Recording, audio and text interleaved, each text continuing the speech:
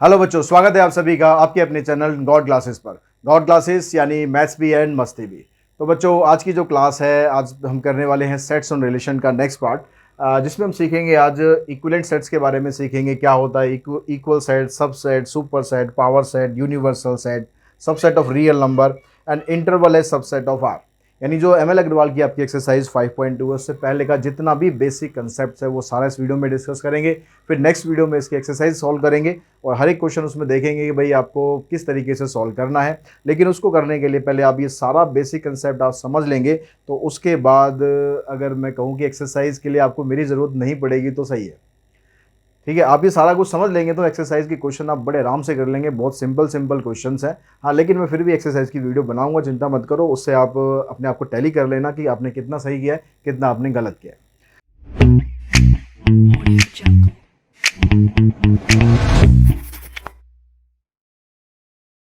गलत किया है। तो हम स्टार्ट करते हैं। सबसे पहले हम बात करते हैं इक्विवेलेंट सेट और इक्वल सेट के बारे में। तो what is the meaning of equivalent set और इक्वल सेट? ठीक है, इक्विवेलेंट सेट जब हम बोलेंगे, अगर हम बात कर रहे हैं इक्विवेलेंट सेट की, इक्विवेलेंट सेट, और अगर हम बात कर रहे हैं इक्वल सेट की, तो दोनों में फर्क क्या है? जब हम इक्विवेलेंट सेट की बात करते हैं, अगर आपके पास दो सेट है ए एंड बी, अगर उन दोनों के अंदर नंबर ऑफ एलिमेंट सेम आ जाएं, if two sets A and B, आप कोई और नाम भी रख सकते हो, A and B have same number of element, ठीक है, okay, same number of element, ये ध्यान रखना word, same number of element, then it is called equivalent set.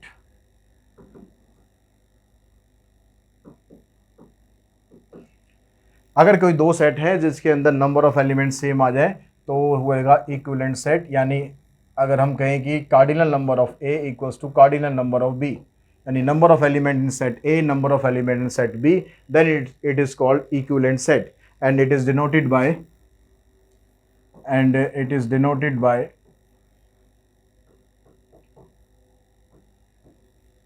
जब आप इक्विवेलेंट सेट को डिनोट करेंगे तो आप ऐसे लिखेंगे ए, और एरो आप दोनों तरफ ऐसे डाल देंगे, या फिर आप ऐसे भी दिखा सकते हो ए इज इक्वलेंट टू बी। ठीक है, कोई भी दो सेट आएंगे, जैसे फॉर एग्जांपल हम ले लेते हैं, एक ए सेट आपके पास है 2 3 4 और एक बी सेट है आपके पास 7 8 9। तो यहाँ पर भी तीन एलिमेंट है, यहाँ पर भी तीन एलिमेंट है, लेकिन वो तीनों एलिमेंट सेम नहीं है। ठीक है, अगर सेम होगा, अगर ये तीनों एलिमेंट सेम हो जाए तो क्या हो जाएगा? तो बन जाएगा इक्वल सेट। तो इक्वल सेट की डेफिनेशन क्या हुई? If two sets A and B, if two sets A and B have same element, same number नहीं, same element, then it is called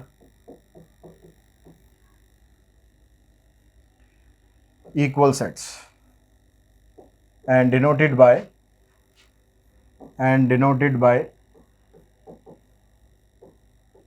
a equals to b। ठीक है, यहां पर जैसे आप इक्वल्स टू का साइन लगाते हो उसी तरीके से मान लो आपके पास एक सेट आ गया 2 3 4, जो तो दूसरा सेट है आपके पास, इसके अंदर भी यही सेम एलिमेंट होने चाहिए 2 3 4। ऐसा हो सकता है कि भाई एलिमेंट जो है वो उनका ऑर्डर डिफरेंट आ जाए, 4 3 2 कर दें, या 3 2 4 कर दे, या 2 4 3 कर दे, जैसे भी कर दे, ऑर्डर से कोई फर्क नहीं पड़ेगा। पहले आप 2 लिखो या लास्ट में 2 लिखो, लेकिन और एलिमेंट जो है वो सारे सेम होने चाहिए। इधर 2 है, 3 है, 4 है, तो इसमें भी 2 3 4 ही होना चाहिए। और अगर मैं इसकी बात करूं तो इसमें भी 2 3 4 है, यानी यहाँ पर ए बी सी तीनों ही बराबर हैं। अब दूसरा कंक्लूजन यहाँ से क्या निकल के आया है? जब इक्वल सेट होंगे, क्योंकि सारे एलिमेंट सेम होंगे, तो इसके अंदर इसका मतलब हुआ नंबर ऑफ एलिमेंट भी तो सेम ही होंगे ना। तो इसका मतलब हुआ कि every equal set is also equivalent। क्योंकि इक्विवेलेंट के लिए क्या चाहिए? नंबर ऑफ एलिमेंट सेम चाहिए। अगर सेट इक्वल होगा तो number of element obviously same ही होंगे, लेकिन इसका जो कन्वर्स है वो ट्रू नहीं होगा, but converse is not true. Converse is not true. इसका मतलब every equivalent set is not an equal set, every equivalent is not an equal set but every equal set is an also equivalent set। ठीक है, तो ये हो गया हमारे पास equivalent और इक्वल सेट का कंसेप्ट। आई थिंक क्लियर हो गया होगा आपको कि क्या दोनों में फर्क होता है। अगर हम बात करते हैं सबसेट की, बहुत इंपॉर्टेंट टॉपिक है सबसेट। सेट के अंदर बहुत इंपॉर्टेंट टॉपिक होता है सबसेट। सबसेट का जो साइन है वो इस तरीके से होता है, सी की तरह होता है, थोड़ा सा ऐसे इसकी जो लेंथ है ना, ये डंडों की जो लेंथ है वो बढ़ जाती है, तो इस तरह का साइन होता है सबसेट के लिए। अब सबसेट का मतलब क्या है, ठीक है, इसका मतलब समझने के लिए एक सेट्स लेते हैं हम, उससे फिर हम समझते हैं। अगर हमारे पास एक सेट है 1 2, ठीक है, बस 1 2 है, और एक सेट है आपके पास है 1 2 3 4, ठीक है, ये 2 है। तो आपने देखा कि भाई सेट ए के जो एलिमेंट है वो सारे के सारे सेट बी के अंदर प्रेजेंट है। सेट ए के जितने भी एलिमेंट हैं वो सारे के सारे सेट बी के अंदर प्रेजेंट हैं। तो इसको हम बोलेंगे if all the elements of A is also a member of B, also a member of B, यानी जो जो ए के पास आ रहा है ना वो बी के पास भी है। ठीक है, इसका मतलब हम ये बोलेंगे then A is subset of B, तो ए बी का सबसेट है। ठीक है, या फिर आप इसको सिंबॉलिकली कैसे डिनोट करेंगे, A is a subset of B. तो ए के अंदर जितना भी एलिमेंट हो, चाहे 2 हो, चाहे 10 हो, चाहे 15 हो, चाहे 20 हो, अगर ये सारे के सारे एलिमेंट बी के अंदर आ जाएं तो A is called subset of B. और आप इसको दूसरे वर्ड्स में क्या कह सकते हो, अगर आपको बी को एक्सप्लेन करना है तो you can also say B is superset of A, B is superset of A. तो आप इसको डिनोट करेंगे, सिंबल को उल्टा कर देंगे, B is a superset of A. तो सुपर सेट के लिए सबसेट को बस आपको उल्टा कर देना। पर नॉर्मली क्वेश्चन आपके सबसेट से पूछते हैं, सबसेट सुपर सेट का जो यूज़ है बहुत कम होता है, तो सबसेट का आपको अच्छी तरह से पता लग गया और उसका उल्टा कर दोगे तो वो सुपर सेट बन जाएगा। अब हम बात करते हैं यहाँ पर, कई बार ऐसा भी तो हो सकता है, कई बार ऐसा भी तो हो सकता है कि मान लो ए आपके पास ये 1 2 3 4 आ जाए और जो बी है ये भी 1 2 3 4 आ जाए। अब क्या होगा, कौन किसका सबसेट होगा, इसके एलिमेंट इसके अंदर भी है, इसके एलिमेंट इसके अंदर भी है। तो आप यहाँ पर ये कह सकते हो कि A is a subset of B और B is also a subset of A. A B का सबसेट है और बी ए का सबसेट है, यानी यहाँ से आपके पास एक कंक्लूजन ये आ गया, अगर ऐसा केस आता है कि A is a subset of B, B is a subset of A, then A equals to B. इसका मतलब यही होगा हमेशा कि ए और बी दोनों आपस में बराबर है, अगर ए बी का सबसेट और बी ए का सबसेट है। ठीक है, तो उसके अंदर अब ये ए और बी जो सेट होंगे ये हमेशा दोनों बराबर होंगे। अगर ए और बी दोनों बराबर आ जाए तो इस केस में हम ये बोलेंगे A is not a proper subset of B. अगर हम इस केस की बात करें, अगर हम इस केस की बात करें तो यहाँ पर क्या है, A is a proper subset, यहाँ पर है ए इज प्रॉपर सबसेट,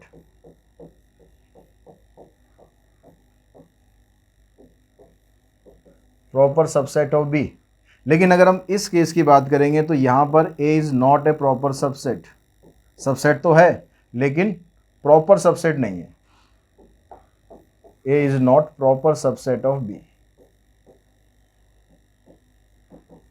तो प्रॉपर सबसेट तभी बनेगा जब ए और बी दोनों बराबर नहीं होंगे, सीधी सी बात ही है।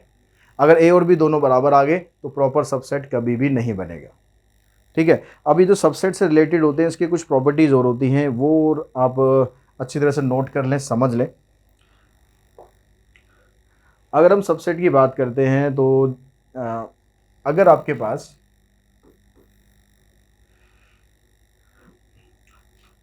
पास कोई सेट है तो every set is a subset of itself.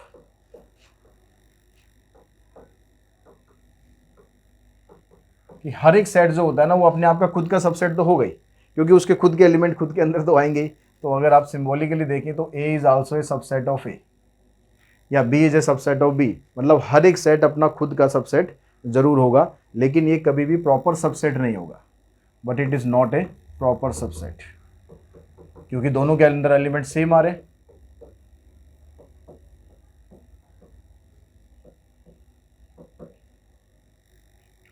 दूसरा point, every set has only one improper subset. जो प्रॉपर सबसेट नहीं होता इसको आप इम्प्रॉपर सबसेट भी बोल सकते हो।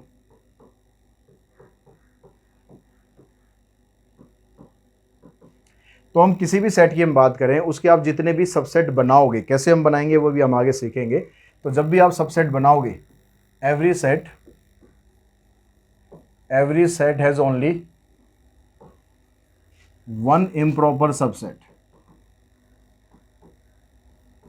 इसको भी हम समझेंगे, इस लाइन को, सेकंड वाले पॉइंट को भी हम डिटेल में समझेंगे कि किस तरीके से कह रहा है कि भाई वन इम्प्रॉपर सबसेट होगा। अब उसके बाद हमने पढ़ा था नल सेट के बारे में। नल सेट के अंदर कोई भी एलिमेंट नहीं होता, खाली होता है। तो नल सेट को अगर हम किसी सबसेट के साथ किसी भी सेट के साथ अगर हम इन्हें देखें, क्योंकि उसके अंदर कुछ होता ही नहीं है, अब कुछ होता ही नहीं है तो आप ये कह सकते हो कि जो नल सेट है वो हर एक सेट का सबसेट होगा। Null set is subset of every set. यानी आप फाई को subset of A, subset of B, subset of C, किसी के लिए भी आप इसको यूज कर सकते हो, ठीक है। और जितने भी सेट होते हैं, every set is a proper subset of every set. Every set is proper subset of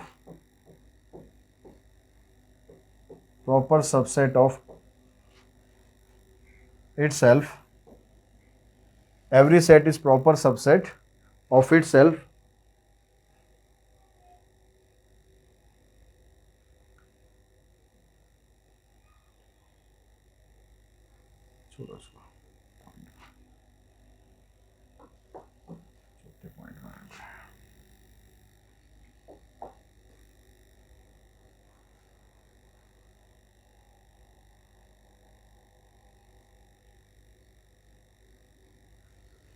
तो अब यहाँ पर हम सीखते हैं कि किसी भी सेट के अंदर आपको उसके सबसेट किस तरीके से बनाने हैं। साथ ही साथ हम जो ये जितने भी पॉइंट हैं उनको भी हम साथ साथ एक्सप्लेन करते चलेंगे। मान लो आपके पास एक सेट है ए, 1 2 3। अब इसके मुझे सबसेट्स बनाने हैं कि इस सेट के मैं कितने सबसेट बना सकता हूँ। तो सबसेट इसके क्या क्या बनेंगे, पहले तो हम वो बात करते हैं, फिर कितने सबसेट बनेंगे, फिर उसके फार्मूले पे बात करेंगे। आप सबसेट इसके बनाओगे तो क्या क्या सबसेट होंगे। जब भी आप सबसेट बनाओगे तो देखो यहाँ पर हमने क्या लिखा कि जो नल सेट होता है वो सभी का सबसेट होता है। तो सबसे पहला तो आप सेट लिख दो यहाँ पर नल सेट फाई, क्योंकि इसके अंदर कुछ होता नहीं है, ये वाले जो एलिमेंट है इसके अंदर कुछ है ही नहीं, ठीक है, इसलिए ये सभी का सबसेट होता है। दूसरा हम सेट लिख देते हैं, जिस हम सेट के बारे में बात कर रहे हैं वो सेट खुद, क्योंकि हमने यहाँ पर बताया कि भाई every set is the subset of itself. Her set अपने आप का सबसेट तो होता ही है। तो ये दोनों तो आपके हर एक क्वेश्चन में आने सिवाय नल सेट को छोड़कर। नल सेट में तो सिर्फ नल सेट ही आएगा और कुछ नहीं आएगा, ठीक है। Null set is the only subset of itself. उसके बाद हम बात करते हैं, अब हम क्या करेंगे, यहाँ पर जैसे 3 एलिमेंट है तो हम पहले एक एक एलिमेंट करके लेंगे। पहले हमने लिया सिर्फ सेट 1। अब ये वाला जो सेट है इसका ये जो एलिमेंट आ रहा है 1 इसके अंदर आ रहा है, मतलब ये सेट इसका सबसेट है। ऐसे आप सिंगल एलिमेंट आप अलग अलग कर दो, ये आ गया 2 और इधर से आ गया 3, ठीक है। ये अलग सेट है, ये एक अलग सेट है, ये अलग सेट है। मान लो मैं इसको नाम दे दूं B, इसको नाम दे दूं C, इसको नाम दे दूं D, तो मैं क्या कहूँगा कि भाई B is a subset of A, C is a subset of A, D is a subset of A। ये सारे इसके सबसेट बनेंगे। तो पहले आपको ऐसे सिंगल एलिमेंट से बनाने, अब 2 एलिमेंट ले लो। तो 1 2 इकट्ठा ले लेते हैं हम, ये एक अलग सेट बन गया। 1 3 ले लेते हैं और इसके अलावा 2 3, तो 2 करके हमारे पास ये आ गए। अब यहाँ पर देखो, काउंट करो कितने सबसेट बन रहे हैं, 1 2 3 4 5 6 7 8 सबसेट बन रहे हैं। तो यहाँ से अगर मैं नंबर ऑफ सबसेट का फार्मूला बनाना चाहूँ, नंबर ऑफ सबसेट, तो फार्मूला बन रहा है इसका 2n। यहाँ से हम इसको वेरीफाई कर सकते हैं कि यहाँ पर कितने एलिमेंट हैं। यहाँ पर एलिमेंट है 3, तो 2 की पावर 3 कितना हो गया 8। एन यहाँ पर किसको रिप्रेजेंट कर रहा है, नंबर ऑफ एलिमेंट को। तो अगर आपके पास 3 एलिमेंट है तो नंबर ऑफ सबसेट बन जाएंगे इसके 8। अगर आपके पास सेट के अंदर सिर्फ 2 ही एलिमेंट हो, ठीक है, अगर आपके पास सेट के अंदर सिर्फ 2 ही एलिमेंट हो, जैसे 1 और 2, तो यहाँ पर कितने सबसेट बनने चाहिए, 2 की पावर 2 मतलब 4। कैसे, देखिए सबसे पहला तो वो आ गया 5, उसके बाद ये खुद आ गया, फिर उसके बाद आ गया 1 और उसके बाद आ गया 2। अब ये दो नहीं लेने आपको, दो ऑलरेडी आप ले चुके हो सेट ए को रिप्रेजेंट करके, तो 1 2 3 4, तो आपके पास जो फार्मूला बनेगा नंबर ऑफ सबसेट 2n। लेकिन अगर हम बात करें नंबर ऑफ प्रॉपर सबसेट की, तो कितने बनेंगे? यहाँ तो सबसेट बन गए, नंबर ऑफ प्रॉपर सबसेट, ठीक है। इससे करने से पहले आपको जो ये सेकंड वाला पॉइंट मैंने बताया था ये और डिस्कस करते हैं। यहाँ पर कह रहा है कि every set has only one improper subset. जैसे ये सेट था, इस सेट के आपने जितने भी सबसेट बनाए हैं इनमें से एक सबसेट ऐसा होगा जो इम्प्रॉपर होगा। वो कौन सा होगा? ये खुद होगा। इसके अंदर उतने ही एलिमेंट आएंगे जितने इसके अंदर है। अगर दोनों के अंदर सेम एलिमेंट आ जाते हैं तो इम्प्रॉपर सबसेट हो जाता है।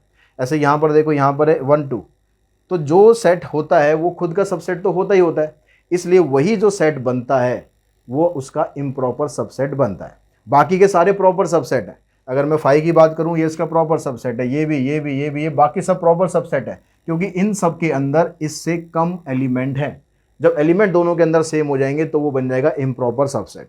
तो इसीलिए जब हम प्रॉपर सबसेट का फार्मूले की बात करते हैं तो हर एक सेट के अंदर एक इम्प्रॉपर सबसेट होता है, तो उस इम्प्रॉपर सबसेट को आप निकाल दो।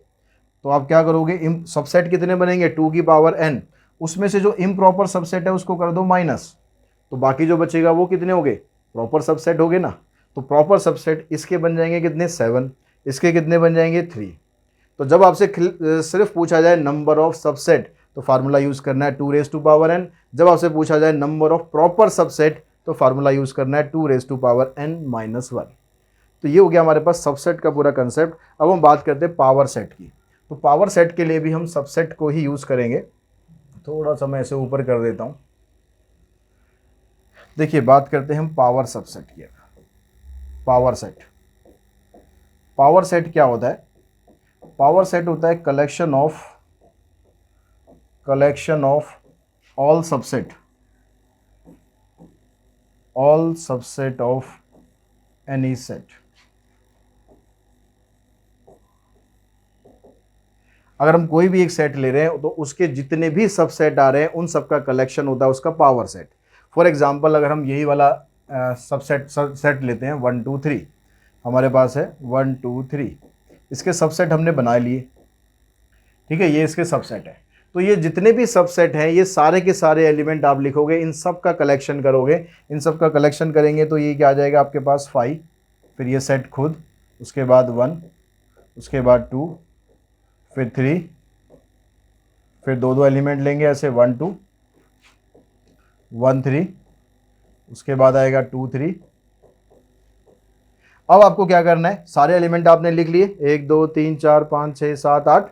अब आपको इन सब का कलेक्शन करना है। कलेक्शन का मतलब है इन सब का एक सेट बनाना है। तो आपको एक ब्रेसिस स्टार्टिंग में और एक ब्रेसिस लास्ट में वो डाल देना है।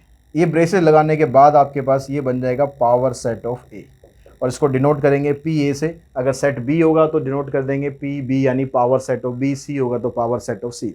तो आपको करना क्या है? बस जो भी आप सबसेट बनाओगे उन सारे सबसेट को लिखकर उसको ब्रेसिस के अंदर डाल देना है। आपका बन गया पावर सेट। अब इस पावर सेट के अंदर एलिमेंट कितने होंगे? Number of element in power set, in power set. तो जितने सबसेट होते हैं वही तो इसके अंदर एलिमेंट बनेंगे ना। अब सबसेट कितने होते हैं? 2n। तो पावर सेट के अंदर एलिमेंट कितने बने? 2n। तो दोनों का फार्मूला सेम रहेगा, चाहे आप नंबर ऑफ सबसेट निकाल रहे हो या number of element in power set निकाल रहे हो, दोनों सेम ही रहेगा, 2n। ठीक है। अब उसके बाद हम बात करते हैं यूनिवर्सल सेट के बारे में कि what is the meaning of universal set. तो यूनिवर्सल सेट जो होता है, जैसे कि इसका नाम है भैया, जैसे हम लोग रह रहे हैं यूनिवर्स के अंदर, हम यूनिवर्स का एक पार्ट है। तो ऐसे यूनिवर्सल सेट एक ऐसा सेट होता है जो जिन सेट्स के बारे में आप बात कर रहे हो, जिन सेट को आप कंसीडर कर रहे हो किसी भी क्वेश्चन के अंदर, उसके सारे एलिमेंट जिस एक सेट के अंदर आ जाएं, that is called there universal set. For example, अगर हम ए की वैल्यू लेते हैं 1 2 और बी हमने ले लिया 2 3 और सी हमने ले लिया 4 5। अब हमसे कहा गया भाई एक ऐसा सेट आप बनाओ जो इन सब के लिए एक यूनिवर्सल सेट हो। तो हमने एक सेट बना लिया, हमने सेट का नाम रखा यू। यूनिवर्सल सेट को हमेशा डिनोट करेंगे आप यू से, कैपिटल लेटर ऑफ यू से। तो इसके अंदर हम कौन कौन से एलिमेंट लिख लेते हैं, 1 लिख लेते हैं, 2 लिख लेते हैं, 3 आ जाएगा, 4 आ जाएगा, 5 आ जाएगा, 6 आ जाएगा, और भी लिख सकते हो आप। बस आपको क्या ध्यान रखना है, इसके जितने एलिमेंट है वो इसके अंदर आ जाए, इसके एलिमेंट भी इसके अंदर आ रहे हैं, और इसके एलिमेंट भी इसके अंदर आ रहे हैं। तो अगर इन तीनों के एलिमेंट इस सेट के अंदर आ रहे हैं तो इसको हम बोलेंगे it is the universal set of A, B and C. यानी जो सेट आप क्वेश्चन में कंसीडर कर रहे हो सिर्फ उनके बारे में बात कर रहे हैं यहाँ पर। यूनिवर्सल का ये नहीं कि भाई सब कुछ इसके अंदर आ गया। यहाँ पर सेट, यूनिवर्सल सेट वो सेट है जो क्वेश्चंस के अंदर आपको बाकी के सेट्स दे रखे हैं, उन सब के जो एलिमेंट है जिस सेट के अंदर आ जाए तो उस सेट को हम बोलेंगे भाई इन सभी सेट का वो एक यूनिवर्सल सेट है। ठीक है, यहाँ तक का कंसेप्ट आई थिंक क्लियर हो गया होगा। यूनिवर्सल सेट को हम यू से भी डिनोट करते हैं और कहीं कहीं पर जो एप्सिलॉन साइन होता है उससे भी डिनोट करते हैं। अब वो बनाना थोड़ा सा मुश्किल होता है, ठीक है, मेरे से नहीं बनता, इस तरह का कुछ होता है, एप्सिलॉन बोलते हैं इसको। तो नॉर्मली ज़्यादातर तो हम यू यूज़ करेंगे, अगर आप उसको बनाने में एक्सपर्ट है तो आप वो भी बना सकते हैं। अब उसके बाद हम बात करते हैं सबसेट ऑफ रियल नंबर्स के बारे में कि सबसेट ऑफ रियल नंबर क्या होता है। रियल नंबर के अंदर देखो सब तरीके के नंबर आते हैं। रियल नंबर के अंदर नेचुरल नंबर भी आते हैं, होल भी आते हैं, इंटीजर्स भी आते हैं, रैशनल भी आते हैं, इररेशनल भी आते हैं, है ना, और ये रैशनल को इससे डिनोट करेंगे, और रियल नंबर भी आते हैं। इंटीजर्स या इंटीजर को आप आई से डिनोट कर सकते हो या जेड से आप डिनोट कर सकते हो। अब यहाँ पर अगर हम इन नंबर्स के बारे में बात करें, नंबर्स के बारे में आपको सारा कुछ आई थिंक पता होना चाहिए। 12th क्लास में आप हैं तो दोबारा मुझे सब रिपीट करने की ज़रूरत नहीं लग रही। 12th में नहीं तो 11th में तो है। तो जो नेचुरल नंबर होते हैं वो नंबर होते हैं 1 से स्टार्ट होते हैं, और वो सारे के सारे किसके अंदर आते हैं, होल नंबर के आते हैं। तो होल, आप ये कह सकते हो कि जो नेचुरल नंबर है वो होल नंबर का सबसेट है, कह सकते हैं ऐसा, क्योंकि नेचुरल नंबर में जितने भी नंबर हैं वो सारे होल में आते हैं। अगर हम होल की बात करें तो हम ये भी कह सकते हैं कि जो होल नंबर है वो इंटीजर का सबसेट है, क्योंकि होल में जितने नंबर है वो सब इंटीजर में आते आते हैं। अब ये नहीं कह सकते कि इंटीजर रैशनल नंबर का सबसेट है, ये नहीं कह सकते आप। नहीं कह सकते हैं, रैशनल को तो कह सकते हैं, क्योंकि जब रैशनल नंबर की हम बात करते हैं तो जितने भी इंटीजर्स हैं वो सारे रैशनल नंबर में आते हैं। अगर आप लिखेंगे खाली 2 तो वो 2/1 भी तो है, यानी वो रैशनल नंबर है। ठीक है, हाँ ये नहीं कह सकते आप कि जो रैशनल नंबर है वो इररेशनल का सबसेट है, ये नहीं कह सकते। हाँ ये कह सकते हैं हम कि जो रैशनल नंबर है वो रियल नंबर का सबसेट है। तो रह गया इररेशनल, ये अलग ही कैटेगरी में, इररेशनल अलग ही कैटेगरी में, इररेशनल रियल नंबर का सबसेट होगा खाली, क्योंकि इसके अंदर वो नंबर आते हैं जो रूट्स के अंदर होते हैं जिनका आप पूरा पूरा रूट नहीं निकाल सकते हो। तो ये इसका सबसेट होगा, और ये इसका एक ऑर्डर है। आप ये कह सकते हो कि ये इसका सबसेट है, ये इसका सबसेट है, ये इसका और ये इसका। ये हम डायरेक्टली अगर इन दोनों में कंपेयर करना चाहें तो हम ये कह सकते हैं कि नेचुरल नंबर रियल नंबर का सबसेट है, क्योंकि नेचुरल नंबर के अंदर जो भी नंबर होगा वो सारे का सारा जो नंबर है वो रियल नंबर के अंदर आएगा ही आएगा। ठीक है, अब जो भी रियल नंबर्स होते हैं उसको एज ए सबसेट हम किस तरीके से डिनोट कर सकते हैं, इंटरवल्स हम कैसे बनाते हैं रियल नंबर्स में। Intervals as subset of are.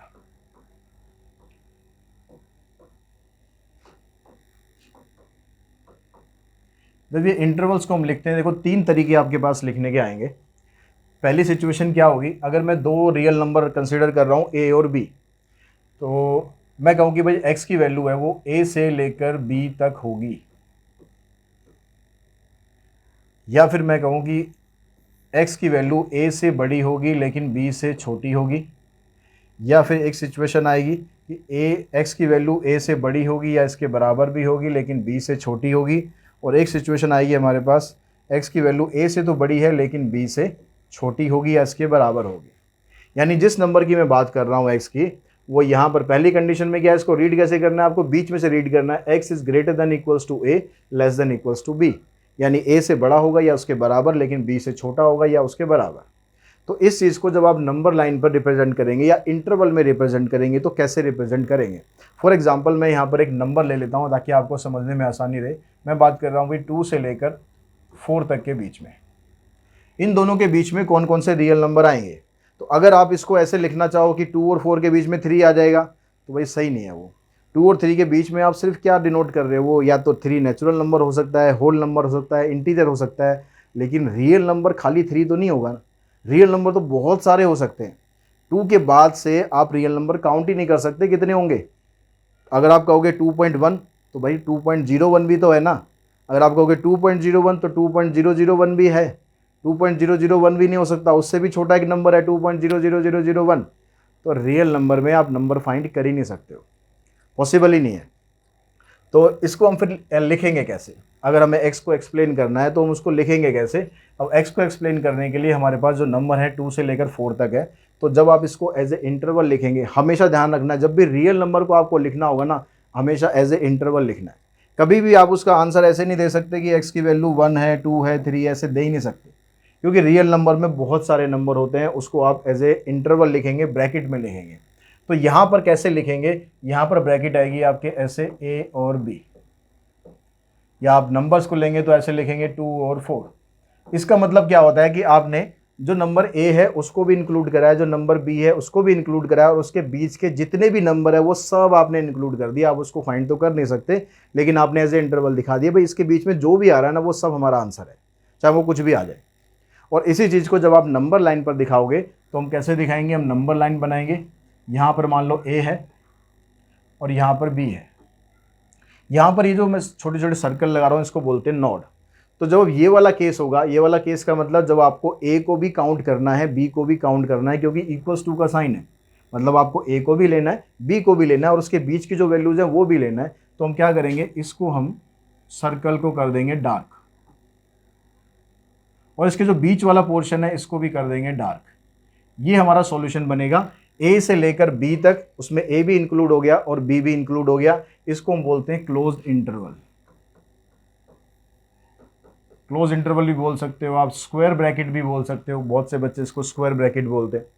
ठीक है, अब यहाँ पर क्या हो रहा है, सेकंड केस के अंदर x a से बड़ा है b से छोटा है, मतलब ना तो a इंक्लूड होगा ना b इंक्लूड होगा, लेकिन a से बड़ा कौन सा नंबर होगा। जैसे अगर मैं यहाँ बात करूँ तो 2 से बड़ा कौन सा नंबर होगा, हम फाइंड ही नहीं कर सकते।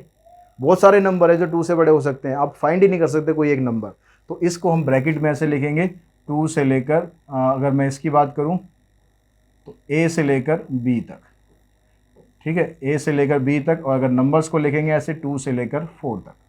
तो इसका मतलब होता है कि आपको 2 को और 4 को इंक्लूड नहीं करना है, 2 से बड़ा और 4 से छोटा, वो उसके बीच में जितने भी नंबर है वो सब आ गए। तो यहाँ पर जब आप नंबर लाइन बनाओगे इसकी, तो आपको क्या करना है, यहाँ जो नोड बनाते हैं इसको आपको ब्लैंक छोड़ देना है, a से b, इसके बीच वाला जो पोर्शन है इसको डार्क करना है। ठीक है, a से b, इसके बीच का पोर्शन आपको डार्क कर देना है, a और b को डार्क नहीं करना है। a b को डार्क यहाँ पर करेंगे जहाँ इक्वल्स टू का साइन होगा। अब हम आते हैं इस केस पर, इसको आप बोल सकते हो ओपन इंटरवल या फिर राउंड ब्रैकेट। अब हम इसकी बात करते हैं, यहाँ पर x जो है वो a से बड़ा है, उसके बराबर भी है, ग्रेटर देन a और इक्वल्स टू a। तो यहाँ पर आप a की तरफ डालेंगे क्लोज ब्रैकेट और b की तरफ डालेंगे ओपन ब्रैकेट, क्योंकि b को काउंट नहीं करना है, a को काउंट करना है। अब इसको जब आप नंबर लाइन पे दिखाएंगे तो क्या आएगा आपके पास, a की तरफ जो सर्कल होगा उसको डार्क करना है और b वाला सर्कल खाली छोड़ देना है, बीच का पार्ट आपको डार्क कर देना है। अब चौथा केस आता है, उसमें b के इक्वल है लेकिन a से बड़ा है, तो a की तरफ ओपन b की तरफ क्लोज, और ये बनेगी आपकी नंबर लाइन। यहाँ पर a की तरफ ओपन और b की तरफ क्लोज, और बीच का पोर्शन तो सभी में डार्क करना ही है। बस ये नोड का आपको ध्यान रखना है कहाँ पर डार्क करना है, कहाँ पर डार्क नहीं करना है। तो आई थिंक ये सारा जो कंसेप्ट था आपका एक्सरसाइज 5.2 से लेकर 5.2 से पहले तक का सारा कंसेप्ट हमने डिस्कस कर लिया। आई होप आपको सारा समझ में आ गया होगा। क्वेश्चंस आप इसके प्रैक्टिस करना, बहुत आसान आसान क्वेश्चन है, आप बड़े आराम से निकाल सकते हो। फिर भी नेक्स्ट जो वीडियो होगी उसमें हम इसकी एक्सरसाइज डिस्कस करेंगे कि किस तरह से आपको क्वेश्चंस अटैम्प्ट करने हैं। आज की इस वीडियो में इतना ही। Thanks to all of you.